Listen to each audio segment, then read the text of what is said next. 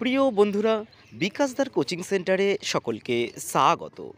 আজ আমি আমার এই ভিডিওর মাধ্যমে কলিকাতা বিশ্ববিদ্যালয়ের প্রথম সেমিস্টারের ছাত্রছাত্রীদের জন্য রাষ্ট্রবিজ্ঞানের আইডিসি 2023-24 সাজেশান নিয়ে আলোচনা করব।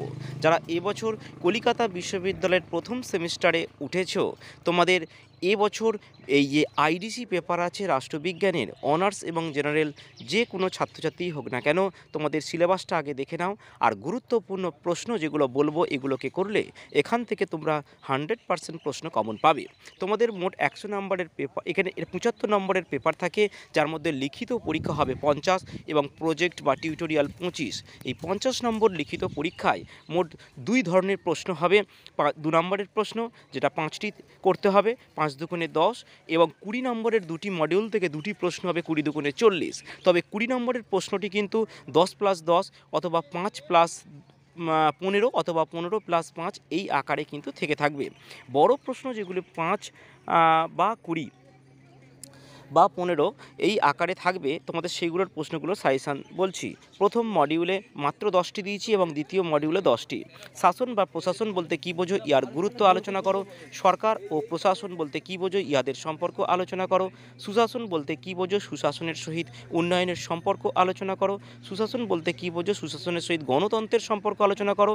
1990-এর দশক থেকে রাষ্ট্রের ভূমিকা আলোচনা করো। 1990-এর দশক থেকে বাজারের ভূমিকা আলোচনা করো। আর 1990-এর দশক থেকে সুশীল সমাজ বা নাগরিক সমাজের ভূমিকা আলোচনা করো। সরকার ও প্রশাসনের পার্থক্য লেখো, 5ই আসতে পারে। আর সুশাসনের ক্ষেত্রে সমস্যা বা প্রতিবন্ধকতাগুলি লেখো এবং সুশাসনের গুরুত্ব বা তাৎপর্য লেখো। দ্বিতীয় মডিউল থেকেও আমি 10টি মোট প্রশ্ন দিয়েছি। নাগরিক সনদ কী, নাগরিক সনদের নীতি ও ত্রুটিগুলি লেখো।